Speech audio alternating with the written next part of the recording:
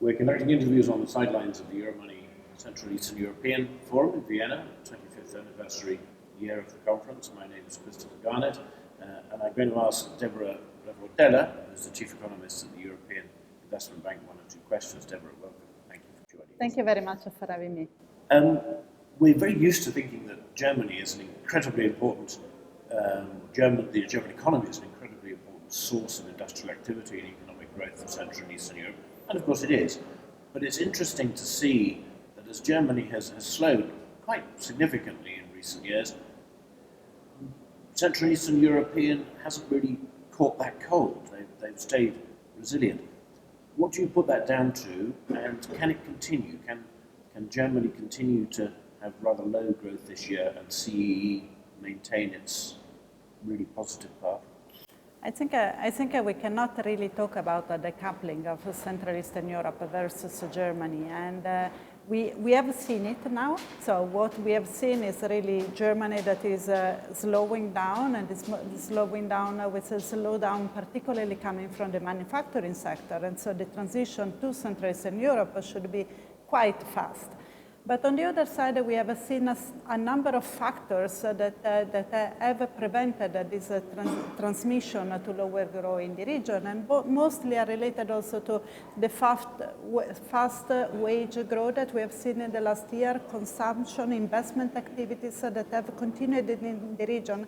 And despite the decline in export, we saw the economic dynamic remaining relatively strong. So on the one side, positive news, yes, the countries have managed to keep the pace, but you can't imagine an environment in which German economy, European manufacturing economy go much slower than what we have seen than in the past. Something like what is happening in Germany now continues in the medium long term, and Central Eastern Europe continuing so dynamic.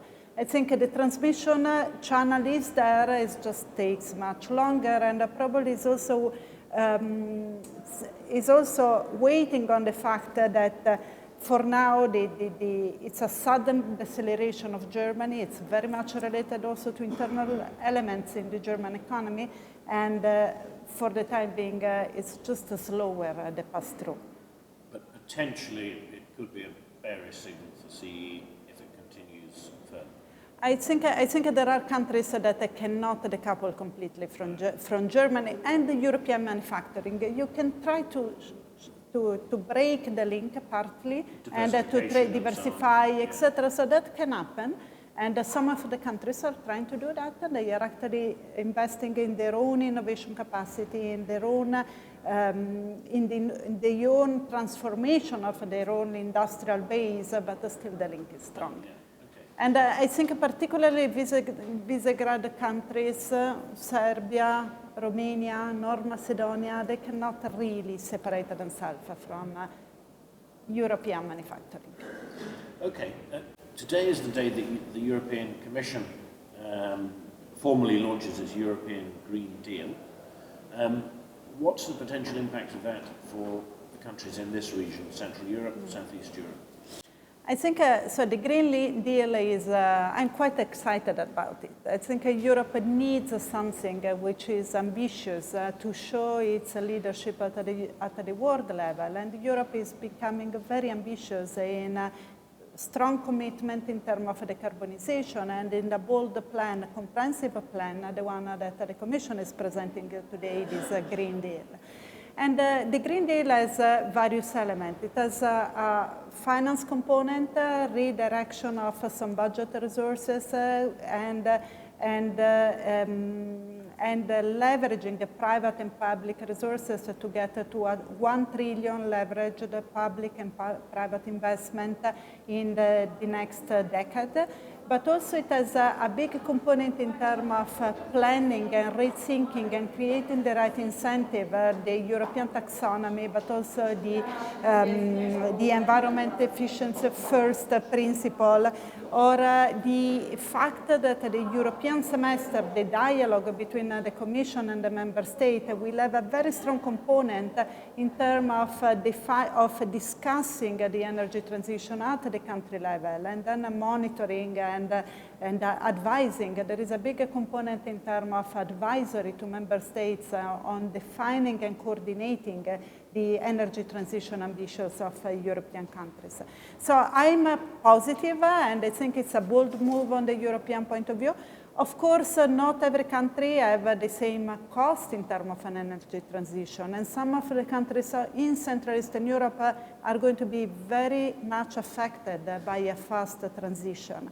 And that's why part of the program is also to develop a fund that is called this Just Transition Fund. To compensate. And the Just Transition Fund is basically identifying the region, they can be everywhere, but a lot will be in Central Eastern Europe, the region that are most at risk, social risk, transformation risk, and try to initiate a process of transformation of the economy in which you can think how to transform the economy that is affected by... People who rely on Polish coal mines for their living you are have, going to be helped. yes, you have to think at a different way in which a region that was living on coal will be able in the next 20, 30 years to live. So you have to transform, and transform means re-education, reskilling. It can be for the new generation, it can be also for the old generation, but it can also be finding a way for developing a small business, digital transformation of the region. There are many things that can be done. You have to rethink and replan the transformation of the region. It has been done. In the US, there are big examples of the new innovation centers that are actually coming from the old areas that were the hyper-industrial, hyper-polluting. So you can reinitiate a transformation, but you need the resources and you need the planning. And I think for Central Eastern Europe, the energy transition is going to be a challenge, but it has to be planned and executed well. And I think the Just Transition Fund can help in this direction. Very good. Debora, thank you very much indeed. Lovely to see you. Thanks for answering these questions.